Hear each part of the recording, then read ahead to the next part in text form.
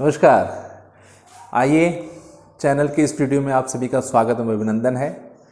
आज हम लोग जो जिस टॉपिक को लेकर चलने वाले हैं वो बड़ा ही एक तरह से कह सकते हैं कि इम्पॉर्टेंट और मेरे हिसाब से इंटरेस्टिंग टॉपिक है। आपके साथ पीछे दिख रहा होगा यहाँ पे, है ना, ट्रिग्नोमेट्री। नाम सुनते ही कुछ लोगों के अंदर भय पैदा हो जाता है कि अरे ट्रिग्नोमेट्री बड़ा कठिन है, समझा नहीं आता है। लेकिन ऐसा कुछ नहीं है। इसमें कुछ इसके बेसिक कॉन्सेप्ट्स हैं, यदि वो हमको क्लियर हो जाते हैं तो उसके बाद ये बहुत ही आसान है। और जैसे होता है ना कि पज़ल सॉल्व करने से हमारा दिमाग बढ़ता है, वैसे इसके क्वेश्चंस को सॉल्व करने में इतना मज़ा आता है ना। उसको हम लोग आगे देखेंगे इसमें। तो हम लोग को मेन ट्रिग्नोमेट्री आज के इस वीडियो में पढ़ना है, ट्रिग्नोमेट्रिक रेशियो पढ़ना है और ट्रिग्नोमेट्रिक आइडेंटिटीज पढ़ना है।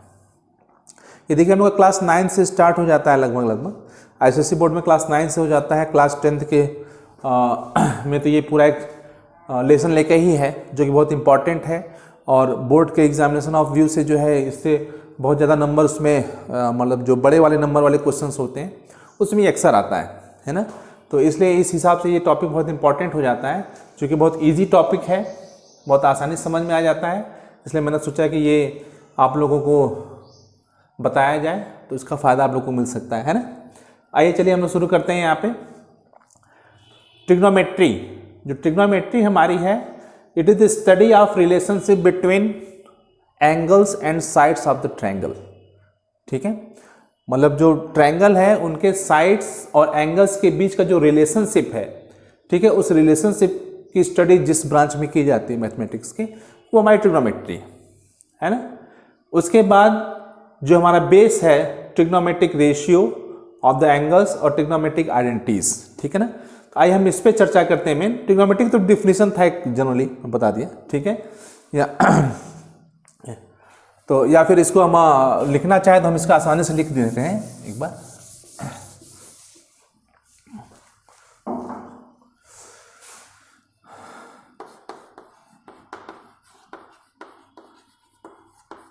Trigonometry is the study of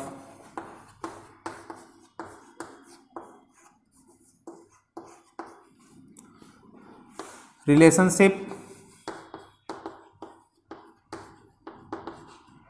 between angles and sides of triangles।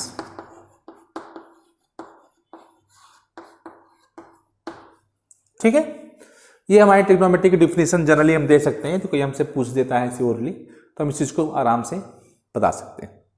अब आते हैं हम लोग ट्रिग्नोमेट्रिक रेशियो में, है ना। ट्रिग्नोमेट्रिक रेशियो पे हम लोग चर्चा करने चलेंगे।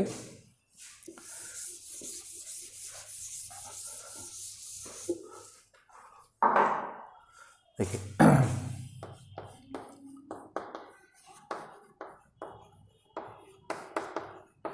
Trigonometric ratio of angles. ठीक है,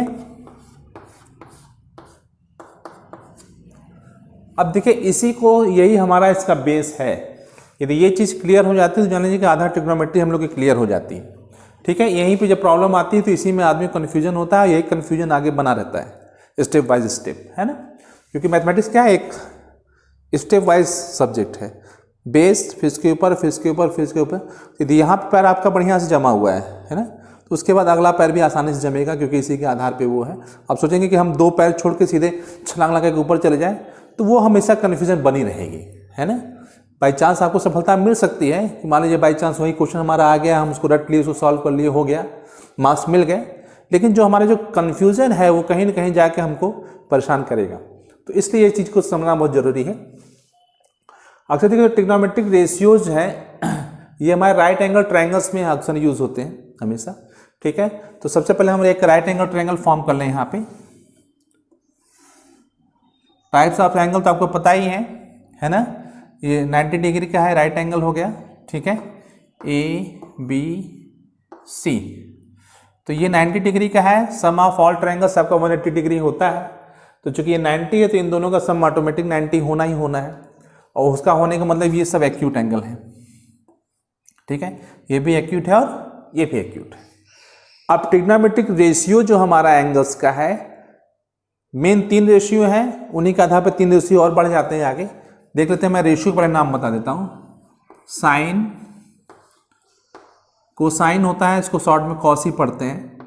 टेंजेंट होता है, टैन पढ़ते हैं। फिर साइन का इन्वर्स जो अपोजिट होता है वो क्या होता है, कोसेक होता है। ठीक है, कॉस का सेक और टैन का कॉट।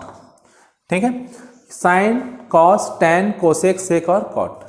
अब ये एक्यूट एंगल्स पे हमें डिपेंड करता है हमेशा।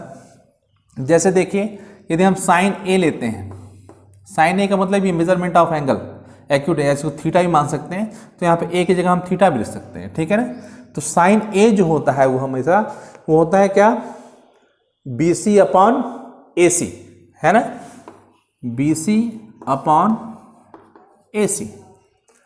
अब देखिए, चूंकि यहाँ पे हम ले रहे हैं थीटा, हमारा एंगल है ए, एंगल ए है, इसको हम BC अपॉन AC ले रहे हैं। यदि मान लो इसी हिसाब से हम पढ़ लेते हैं, तो मान लीजिए हम यहाँ पे ये C को लेने लगे यदि साइन के फॉर्म में, तो आपको लगेगा क्या, अरे साइन ए था हमारा तो BC AC हो रहा था, C है तब उसके हिसाब से क्या होगा।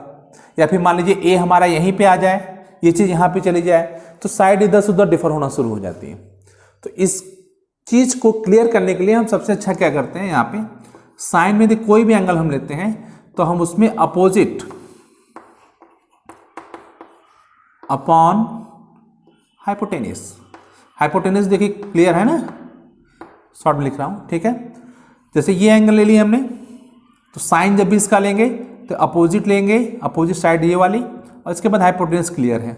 यदि मान लीजिए इस एंगल पे साइन लेते हैं तो इसका अपोजिट और हाइपोटेनस ये है। तो ये चीज़ बिल्कुल ध्यान रखना है, ये चीज़ ध्यान रखेंगे तो इसको हमको करने की ज़रूरत नहीं पड़नी है।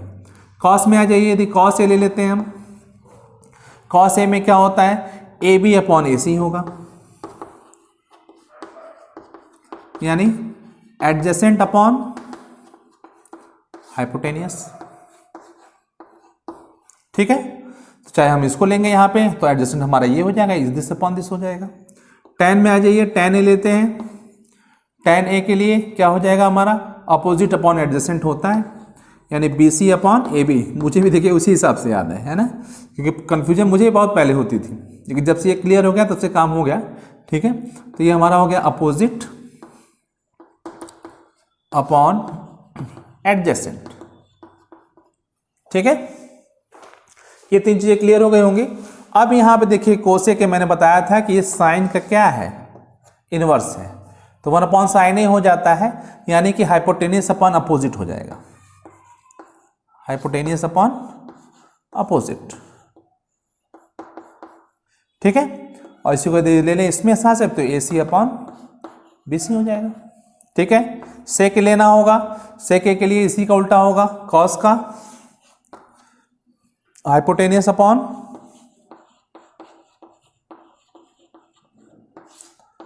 एडजेसेंट। ठीक है, AC अपॉन AB। कॉट का क्या हो जाएगा, अपोजिट अपॉन, सॉरी टैन का उल्टा है ना, तो adjacent upon opposite.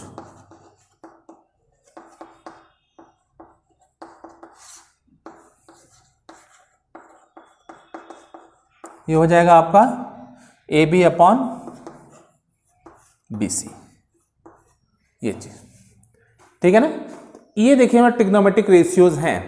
In ratio को हम साइड में कैसे कन्वर्ट कर सकते हैं, वही चीज हमको देखना है हमें। उसके हिसाब से फिर हमारे जो एंगल्स होंगे यहाँ पे 30, 45, 60 या बहुत सारे इस तरह से एंगल्स होंगे, तो वहां से इन सब पे काम करना है ना। अब तीसरा जो हमारा है वो जो ट्रिग्नोमेट्रिक आइडेंटिटीज हैं, है ना, लेकिन उसको हम लोग अभी नेक्स्ट वीडियो में इसको करेंगे, है ना। पहले हम इस पे बहुत सारे कुछ क्वेश्चंस हमारे पास हैं, उसकी प्रैक्टिस कर लेंगे। प्रैक्टिस करने के बाद जब ये कॉन्सेप्ट क्लियर हो जाएगा तब ट्रिग्नोमेट्रिक रेशियोज में चलेंगे हम लोग, सॉरी ट्रिग्नोमेट्रिक आइडेंटिटीज पे चलेंगे, है ना। तो इतना क्लियर हो गया, अब इसके आगे चल के देखते हैं। अभी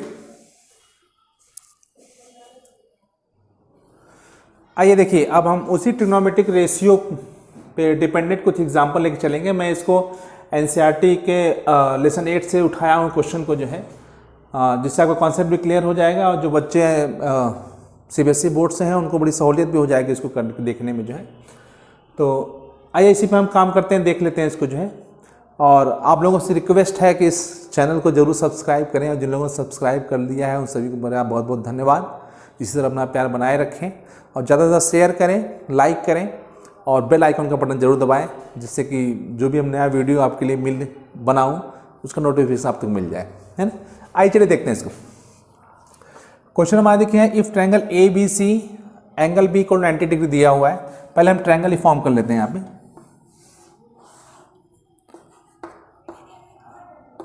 B पे 90 हो गया, ठीक है। हमको निकालना है अच्छा यहाँ साइड भी दिया हुआ है, AB आपको 24 दिया हुआ है, ये 24 है, BC आपका 7 दिया हुआ है ना। AC आपको पता नहीं है क्योंकि हमको कोई भी रेशियो निकालने के लिए तीनों साइड का पता होना बहुत जरूरी है। सीधे हम पाइथागोरस लगा लें यहाँ पे।